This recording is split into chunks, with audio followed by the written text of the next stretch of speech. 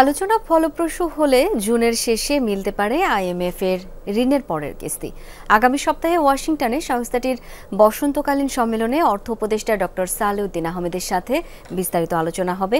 বাংলাদেশ ব্যাংকে আয়োজিত ব্রিফিং অনুষ্ঠানে আইএমএফ প্রতিনিধি দল এসব তথ্য জানায়। পণ্য ও সেবার দাম কমলেও মূল্যস্ফীতি এখনও কাঙ্ক্ষিত পর্যায়ে আসেনি বলে মন্তব্য করেছে দলটি। এজন্য সংকোচনমুখী মুদ্রানীতি আরও কিছুদিন ধরে রাখার পরামর্শ আইএমএফ-এর। রাজস্ব আহরণের গতি বাড়ানোর তাগিদ দিয়েছে সংস্থাটি। বলছে এমন কৌশল নেওয়া উচিত যাতে সামাজিক খাতে ব্যয় ও অবকাঠামোতে বিনিয়োগ বাড়ানো যায়। সাথে বাড়াতে হবে ট্যাক্স জিডিপির অনুপাতও, কমাতে হবে কর অব্যাহতির সুবিধা, আইনি সংস্কার হতে হবে আন্তর্জাতিক মানদণ্ড মেনে। বাংলাদেশ ব্যাংকের প্রাতিষ্ঠানিক সংস্কার জরুরি বলে মনে করে আইএমএফ।